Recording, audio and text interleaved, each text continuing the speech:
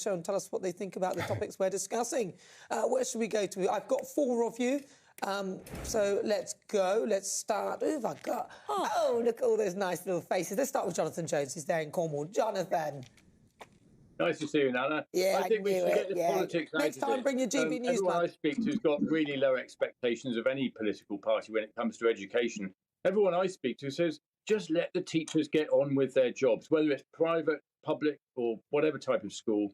The number one thing is give teachers the scope to do the jobs that they've been trained to do. Yeah, cool. Cheers. And next time, GB News mug. We've got one next time. Right, let's go to Brian Dugan. He's been told now. Sorry, Brian, what do you think? Hi, Nana. Hi.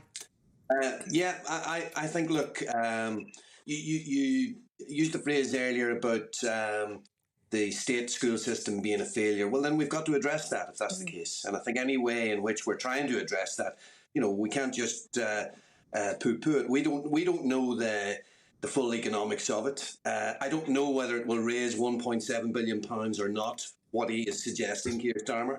But what I do know is, in terms of I agree with you, you cannot remove that element of aspiration at any level. So at the level that you're speaking of, which I utterly agree with in terms of people who work really hard and want their children to advance themselves and have the opportunity because that's what we all want. But equally, that should be open to all. And Michael Gove it was, not Keir Starmer, who used the phrase, the soft bigotry of low expectations. And I think we have to factor that in as well, Nana. So I agree, absolutely. Aspiration is sacrosanct, but it should be aspiration for all. Right, let's go to Mike Donovan in Oxfordshire. Mike. Yeah, hi, Nana. 1.7 billion represents about 2% of the current education budget.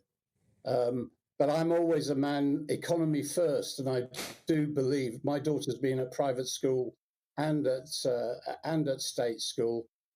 I believe that if you actually tax private schools, you're going to increase the divide. It'll become, it will marginalise the middle classes or the middle group, and I think it won't be. I don't think it will be of great benefit. I think the issue for teachers is the pressures that they're under today. They're under enormous pressure.